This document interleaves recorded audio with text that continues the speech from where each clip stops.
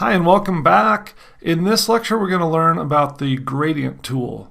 And this is not a tool that you'll use a ton by itself, but it's amazing for using with other things, backgrounds for lettering, adding light and color transitions to images and things like that, okay? So I'm going to show you how the tool works and a couple of ways that you can use it. Let's start out by making a copy of our background so we're not working directly on our background. I'm going to left click this, drag to new layer, make a copy. Then we're working non-destructively. And the first thing I'm going to do is just make this black so that I can show you the basics of what a gradient tool does. And by the way, this is a great trick to know if you want to make a whole image or surface one color. This is an easy way to do it. You hit the B key for the brush. You've got your brush here and you're selected on black. If you're not, you can click here to reset it, or if they're switched, you can flip it like that. And remember, you can also do that with the X key. Just make sure that's black, and then you've got your brush tool. And another aside is that you notice how my brush is very small, and it's just like a crosshairs. Normally I can use the left bracket key to make it smaller or the right bracket key to make it bigger, but you see when I do that it's not changing. That's because I have the caps lock key pressed on my keyboard. So if I press to turn off the caps lock, then you see it comes back and it shows the circle. Now when I adjust the size using the square brackets on my keyboard, it actually responds. The reason you can press the caps lock to have this little target is if you need to see exactly where the center of your brush is, like I needed to paint right on this cow or sheep out here, then I can see it. But generally speaking, you want to be able to see the size of your brush.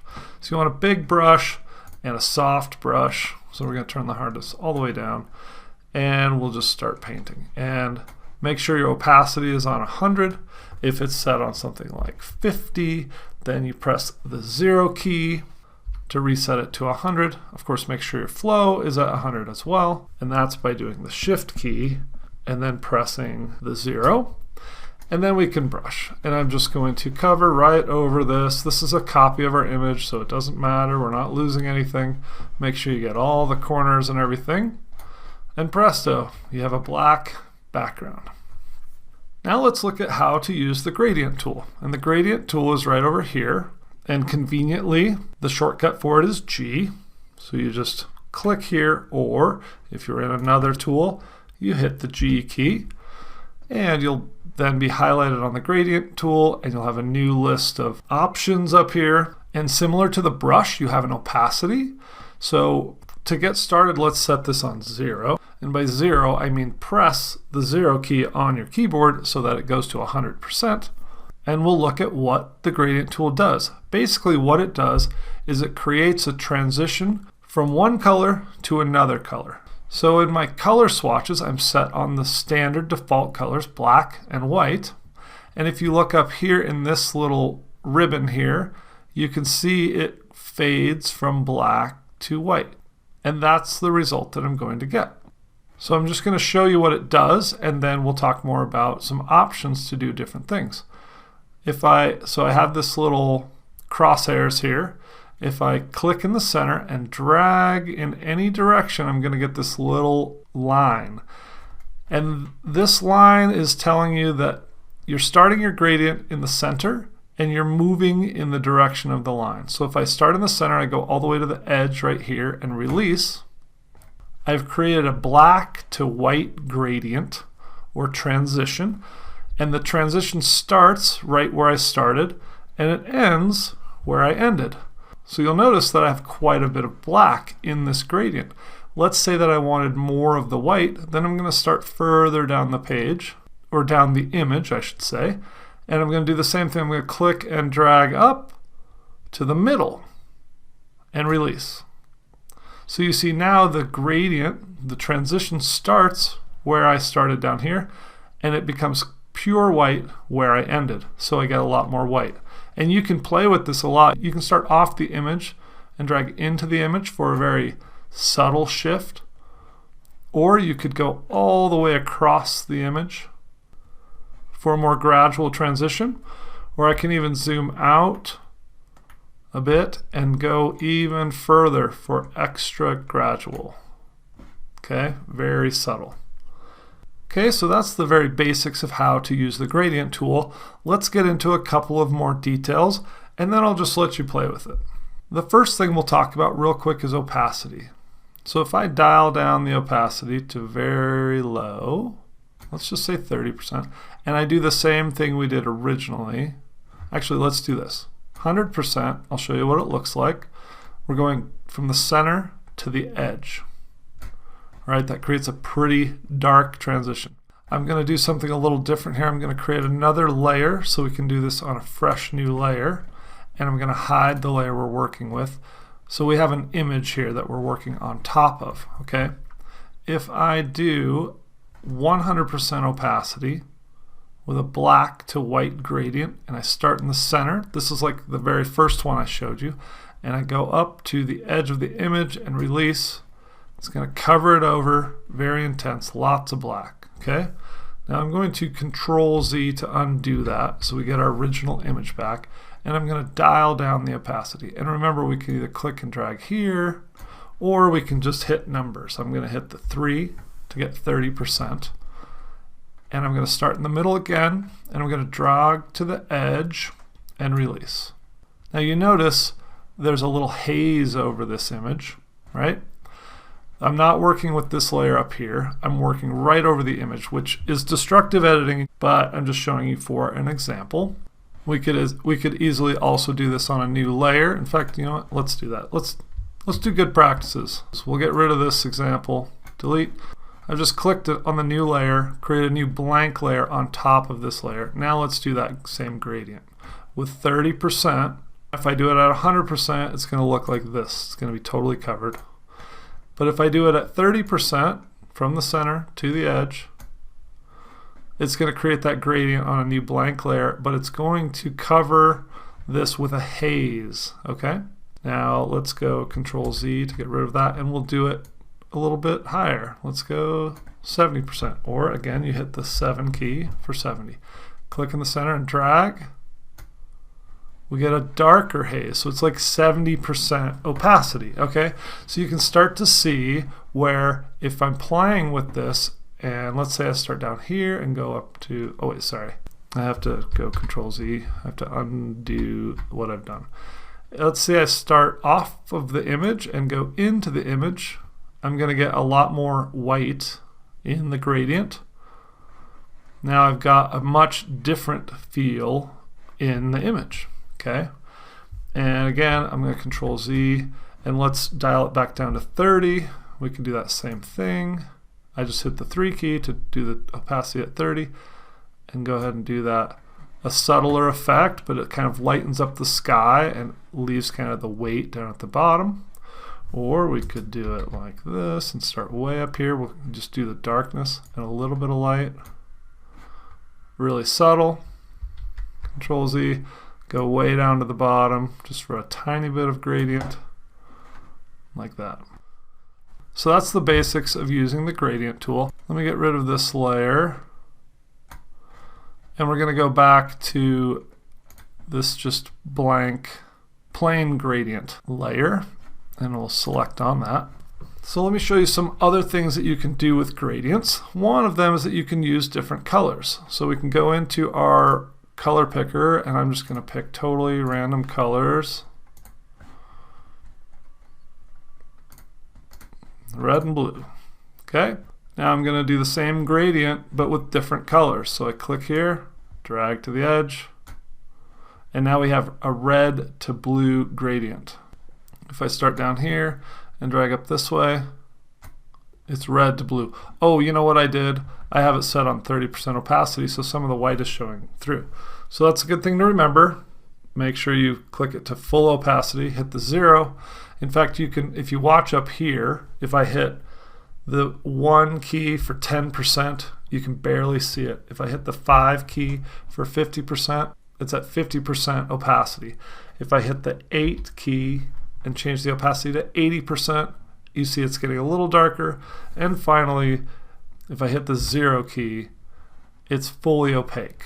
So now if I go back and do my gradient, it will look like what I expected. There we go. Red transitioning to blue. And again, if I start way down here, the transition from red to blue will start off the screen and it will become fully blue right here. So I can adjust that gradient however I like. Okay.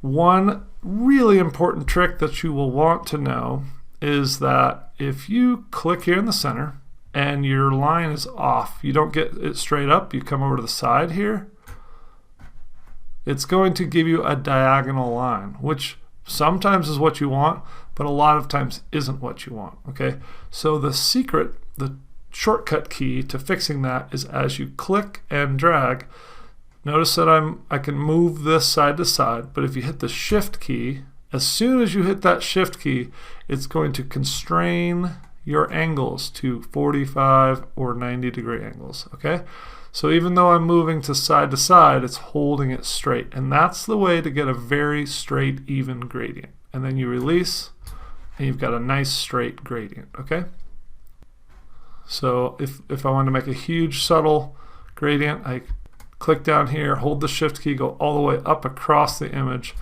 and you've got a nice subtle gradient from red to blue, which leaves you with purple. So that's called a linear gradient. It just goes in one direction.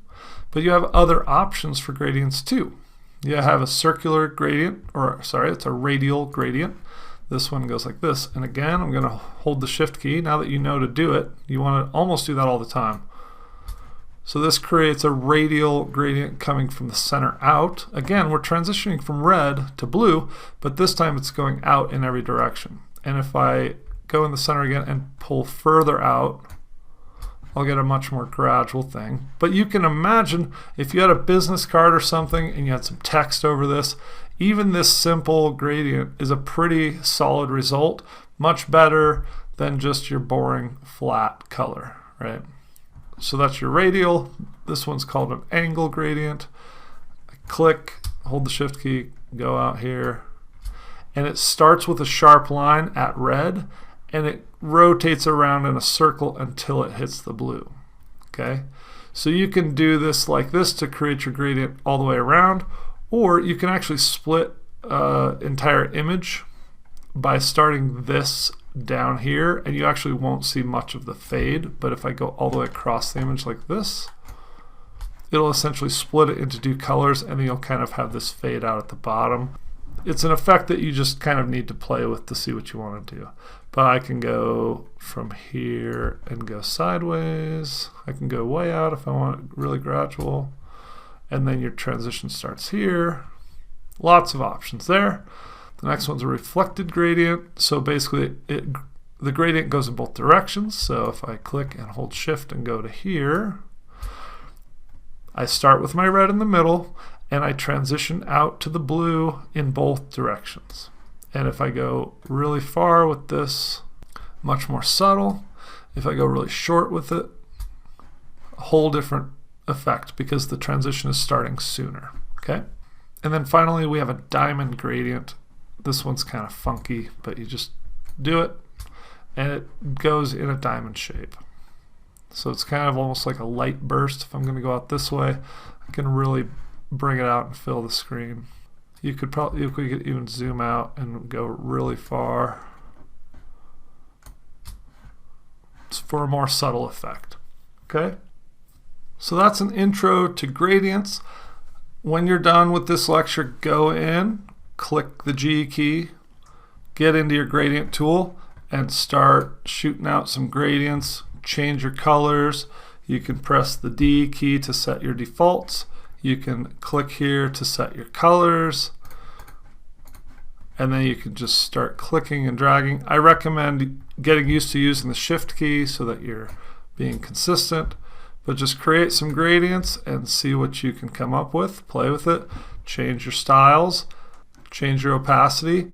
If you want to put something in the Q&A, delete this, create a new layer, and do a gradient right over the image. Oops, hold on, Control Z. Change your opacity to like something really subtle, 20%, and do a subtle gradient right over your image. and see if you can create some kind of cool effect. Like let's do red. Let's do a really intense red. I'm going to delete this again and create a new layer. And we'll do 20% red gradient over the top of this bad boy. And you can just kind of see what it does. If we do a couple, we start to get some purples and stuff. Oh, I forgot I'm set on the diamond. Let me Control Z that. Go back to the, I mostly use the linear gradient, by the way. Go right over. And you can even do it a couple times or try different strengths of it and just play with it, create something funky, and then put it in the Q&A so we can all take a look at it. Thanks for learning with me. Go practice your gradient tool, and I'll see you in the next lecture.